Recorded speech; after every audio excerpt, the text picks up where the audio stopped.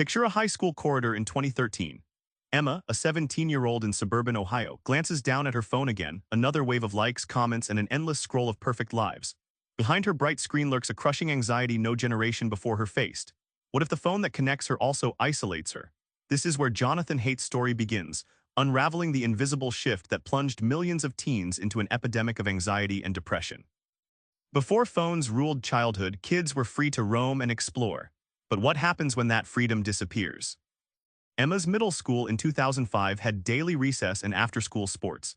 By 2013, strict safety rules and increased homework replaced those hours outdoors.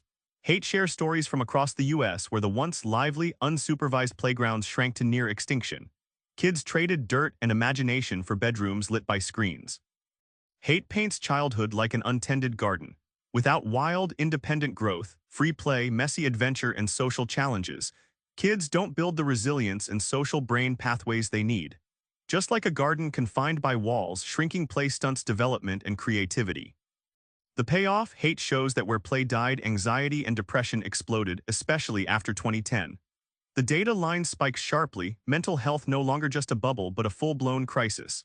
It's a vivid, brutal insight: strip kids of free play and you steal their mental well-being. Phones didn't just replace play, they rewired kids' brains in ways we're only beginning to understand.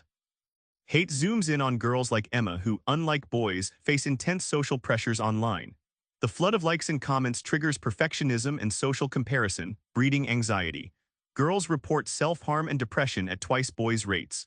Imagine a world where every message is a magnifying glass on your flaws.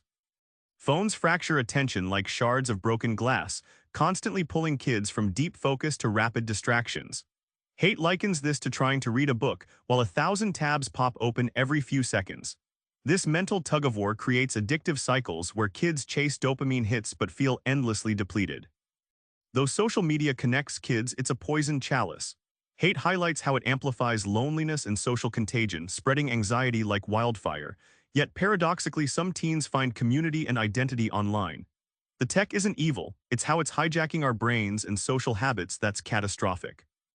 If we know what broke childhood, can we fix it? Haidt unveils a hopeful path forward.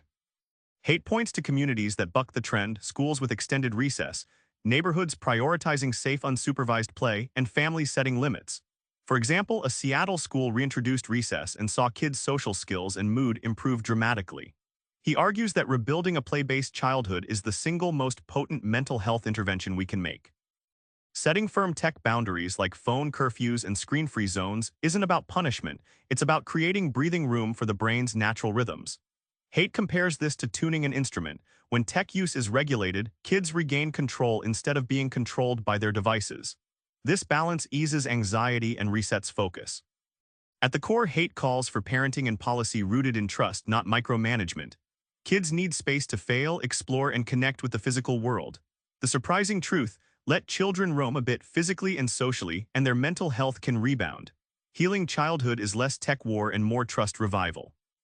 Remember Emma's silent anxiety under that glowing phone screen? We've circled back to that moment because it's a call to action. Childhood isn't broken beyond repair. Start small, put down your phone tonight and invite a kid to play outside. That simple shift isn't just nostalgic, it's a lifeline. Haidt's message leaves us with a clear, urgent choice: reclaim childhood to save a generation. Subscribe for more book summaries like this one.